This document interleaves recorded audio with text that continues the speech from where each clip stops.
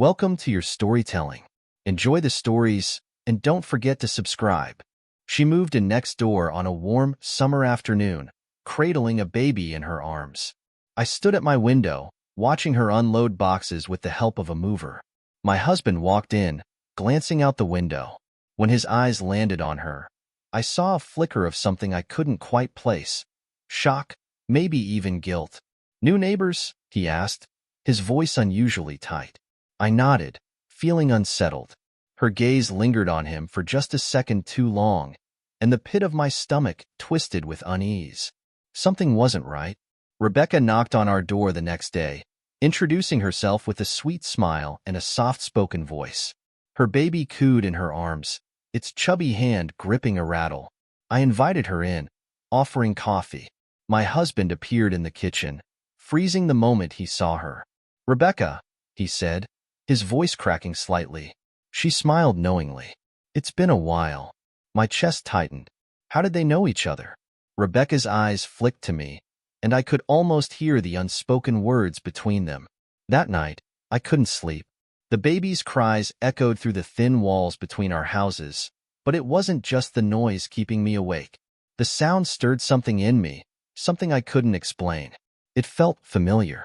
I shook the thought away, telling myself I was imagining things. Still, when I looked over at my husband lying next to me, his eyes were wide open, staring at the ceiling. "Can't sleep?" I asked. He shrugged, avoiding my gaze. Something about his silence made me feel sick. The days passed, and Rebecca found reasons to stop by. A borrowed cup of sugar. A question about local daycare. Small things that didn't seem unusual on the surface, but each visit left me more uneasy. My husband avoided her as much as he could, but when they did cross paths, the tension was unbearable. His jaw clenched, his responses curt. "Why are you so awkward around her?" I asked one evening. He just shrugged, muttering, "It's nothing," but his eyes told a different story. One afternoon, as I pulled into the driveway, I saw her standing at her window, watching my house. Her expression was unreadable, but her focus wasn't on me. It was on him. I sat in the car for a moment, unsure of what to do. When I stepped inside, my husband was at the kitchen table, staring at his phone. "Rebecca was looking over here," I said casually, testing his reaction. His hand froze mid-swipe, and he avoided my eyes. My suspicion grew, though I couldn't yet prove why. Rebecca invited me over for tea a week later. Her house smelled of lavender and baby powder, and she looked every bit the picture of a doting single mom. "Why did you move here?" I asked, curious about her story. She hesitated, her smile faltering. "Just needed a fresh start," she replied. But the way her eyes darted away told me there was more. "Fresh start from what?" I pressed gently. She changed the subject quickly, but I couldn't shake the feeling that her past wasn't as clean as she claimed. One evening, I was gardening in the backyard when I heard Rebecca's baby laugh. It was a soft, melodic giggle, but something about it stopped me in my tracks. My chest tightened as the sound echoed in my ears. It reminded me of someone. My husband. Shaking my head, I tried to focus on pulling weeds, but I couldn't escape the strange familiarity. Later, at dinner, I brought it up casually. "The baby's laugh is so cute. It almost sounds like you." My husband's fork clattered against his plate, and he froze. I started noticing the small things. Rebecca's sidelong glances at my husband, his avoidance of her, the tension that thickened whenever they were in the same room. One evening, as I watered the plants, I saw her in her backyard holding an old photo. Through the fence, I recognized it immediately. It was from a neighborhood barbecue 2 summers ago. In the picture, Rebecca stood close to my husband, their smiles too warm, too familiar. My heart raced. How had I not noticed this before? The next morning, as Rebecca passed by with her baby in a stroller, I noticed the bracelet on the baby's wrist. It was simple, but engraved with initials. My stomach sank when I recognized them. Jam, my husband's initials. I froze, staring at the bracelet as if it were mocking me. That evening, I confronted him. "Does that baby have anything to do with you?" He looked stunned, his face pale, but he denied it. Still, his hesitation was enough to plant a seed of doubt I couldn't ignore. Unable to shake the suspicion, I pressed him further that night. How do you know Rebecca? I demanded. He avoided my gaze, his hands trembling slightly as he set down his drink. It's complicated, he muttered. Complicated how? I snapped, my voice rising. He finally looked at me, his eyes filled with guilt. We knew each other before she moved here, he admitted, but wouldn't say more. My heart pounded as the walls of trust I'd built around us began to crumble. I tried to gather information from Rebecca without letting on what I suspected. Over coffee, I casually asked, "So, how long have you been in this area?" She smiled, but there was a flicker of something in her expression. "Oh, long enough. Your husband's been such a great help since I arrived. He's always been supportive. Always." The way she said it, like it stretched further back than just her move, made my stomach churn. I excused myself quickly, feeling the walls closing in around me. That night, I couldn't help myself. While my husband was in the shower, I opened his desk drawer. Hidden beneath a pile of receipts and papers was a small leather-bound journal I'd never seen before. Flipping through, my hands trembled as I read the words scrawled on one page. Rebecca. Mistake or fate? I can't abandon the baby, but I can't lose my wife.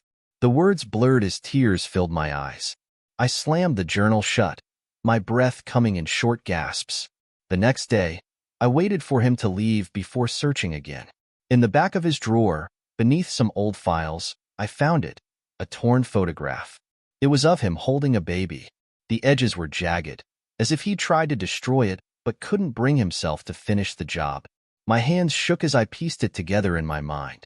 The baby in the photo looked exactly like Rebecca's. My heart shattered as the final puzzle pieces began falling into place. I couldn't let it go. I needed proof. One night, while my husband slept, I carefully took a strand of his hair from his comb. Later, I approached Rebecca with the pretense of admiring her baby. When she wasn't looking, I discreetly collected a strand of the baby's hair from its blanket. A week later, the DNA test results arrived. My hands trembled as I opened the envelope. 99.9% paternal match. The words blurred through my tears. The truth was undeniable now, and it felt like my world was crumbling. I confronted him that night, holding the results in my shaking hands. "You're the father, aren't you?" I demanded. His face turned pale, and for a moment, he couldn't speak. It was one mistake, he finally admitted, his voice barely above a whisper. I didn't think she'd keep the baby. I staggered back, my heart shattering into a million pieces. "A mistake?" I repeated, my voice trembling with rage. "That's not just a mistake. That's a betrayal." He looked at me, helpless, as the weight of his actions crushed us both. I couldn't face my husband after his confession. Instead, I went to Rebecca's house. She seemed surprised but invited me in, the baby babbling happily in her arms. "He told me everything," I said, my voice trembling. Her smile faded, replaced by a wary expression. "I didn't want to ruin your life," she began, tears welling in her eyes. "But I couldn't. I couldn't pretend he wasn't the father." Her voice cracked. "I moved here for my son. He deserves to know his dad." Her words pierced my heart like a dagger.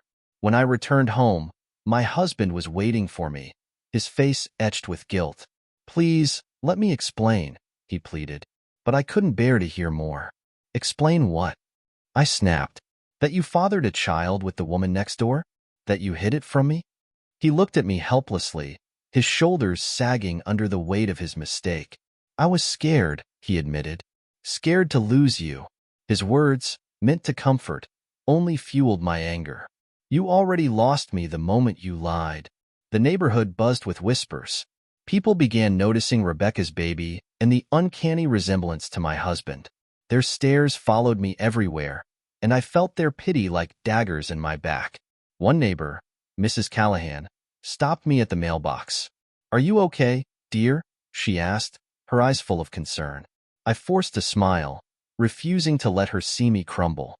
"I'm fine," I lied, but inside, I was anything but. The walls of my life were crumbling, and everyone seemed to be watching. Rebecca showed up at my door one evening, her face pale and determined. "We need to talk," she said, stepping inside without waiting for an invitation. "I need your husband to step up," she stated bluntly. "This isn't just about you or him. It's about the baby." Her words ignited a fire in me. "Step up?" I snapped. "You had no problem stepping into my marriage, did you?" She flinched but stood her ground. "I didn't plan for this either," she said softly, but her resolve was clear. The house felt like a battlefield. My husband tried to fix things, but his words only pushed me further away. "I love you," he insisted one night. "We can get through this." I laughed bitterly. "How do you expect me to trust you after this?" After her, his silence was deafening, and I realized that trust, once broken, wasn't easily repaired. Every glance at him, every memory of what we'd built together, felt tainted. The marriage I thought was unshakable was now a fragile, broken thing. One day, while in my garden, I overheard Rebecca calling her baby. "Nathan," she said, her voice soft and tender. The name froze me in place. Nathan. It was the name my husband had once suggested if we ever had a son. He'd said it was his grandfather's name, a family tradition. My heart ached as the truth sank deeper. This wasn't just some affair. My husband had given her a piece of our life, a piece of us, and I didn't know if I could ever forgive him. Rebecca's patience wore thin. One evening, she knocked on our door, her face set in determination. "I need an answer," she said, her voice sharp. "Is he going to be a part of Nathan's life or not?" My husband stood frozen, torn between guilt and obligation. I couldn't stand it anymore. "He's already made his choice," I said coldly, stepping between them. "This is my home, my life. You don't get to dictate anything here." Rebecca's lips pressed into a thin line, but she didn't back down. "Neither does he," she replied. My husband came to me late that night, his face pale and drawn. "I have to be there for the baby," he said, his voice shaking. My heart shattered all over again. "And what about me?" I asked, my voice breaking. "Am I supposed to just accept this?" He reached for my hand, but I pulled away. "I'll never forgive myself if I abandon him," he said quietly. His words felt like a knife twisting in my chest. He was choosing them, and I felt like I was disappearing. Rebecca wasn't done yet. She began talking about custody agreements and co-parenting schedules, as if I wasn't even part of the equation. "You're really going to just slot him into your life?" I asked her one day, unable to hide the venom in my tone. She met my gaze evenly. "I'm not the only one who has to adjust," she replied. "You do too." Her words burned. I realized she didn't just want my husband to be a father. She wanted to rewrite the life I thought was mine. The house felt colder with every passing day. My husband moved like a ghost, avoiding my gaze and answering questions with half-hearted replies. One night, I found myself staring at him across the dinner table, unable to hold it in. "How long were you going to keep this secret?" I asked, my voice trembling. He looked up, his eyes hollow. "I was scared you'd leave me," he admitted. I let out a bitter laugh. "And what do you think this is? You've already left us, me, for her and that child." Rebecca hired a lawyer, and when the papers arrived, I nearly crumbled. She wanted legal acknowledgement of my husband as Nathan's father. The document demanded financial support and partial custody arrangements. "This is insane," I muttered, throwing the papers onto the table. My husband sat silently, his hands gripping his head. "Are you going to fight this?" I asked, tears blurring my vision. He didn't answer. His silence spoke volumes, and it felt like another betrayal. He wasn't going to fight. He was going to let her win. I ran into Rebecca at the grocery store, and she didn't hesitate to approach me. "I hope we can work this out," she said, her tone feigning sincerity. "For Nathan's sake." Her words made my blood boil. "Don't pretend this is for the child," I snapped. "This is about you getting what you want." She tilted her head, her smug smile cutting deeper than any insult. "Maybe it's about both," she said simply, walking away before I could respond. Her confidence made me feel powerless, and I hated her for it. I couldn't sit back and let Rebecca dictate my life. If she wanted a fight, I'd give her one. I started gathering evidence, every interaction, every misstep. I combed through my husband's texts, his emails, anything that might give me leverage. My lawyer told me it was a long shot, but I didn't care. I wasn't going to let this woman destroy what was left of my life without a battle. The fire inside me burned brighter than ever, fueled by heartbreak and rage. Rebecca threw a belated baby shower, inviting neighbors and even some of my husband's friends. The audacity was staggering. I wasn't invited, of course, but I saw the photos online. The happy smiles, the decorations, and my husband holding Nathan. My heart twisted painfully. He looked comfortable, like he belonged there. Seeing him like that made me realize just how much I'd lost. This wasn't just about Rebecca anymore. It was about the life I thought I had, slipping away piece by piece. To my surprise, one of our neighbors, Linda, came to me with a sympathetic ear.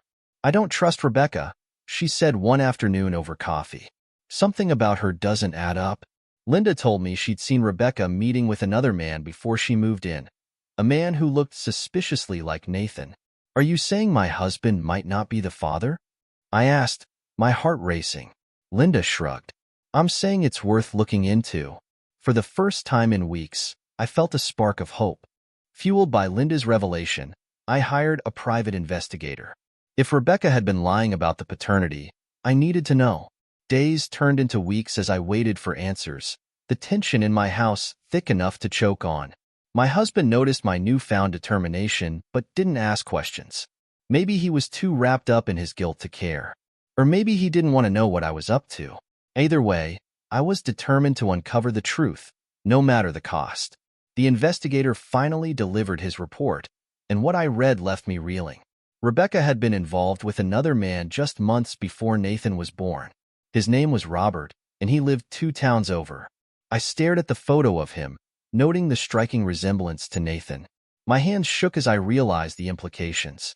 Had Rebecca orchestrated this entire charade to trap my husband? My anger boiled over. She had manipulated us, and it was time to expose her lies. I stormed over to Rebecca's house, clutching the report in my hands. She answered the door with her usual composed smile, but it faltered when she saw my expression. "We need to talk," I said, pushing past her. I laid the report on her coffee table, watching as her face went pale. "Who's Robert?" I asked coldly. She opened her mouth to speak, but no words came out. "You've been lying to us, haven't you?" I demanded. Her silence was all the confirmation I needed.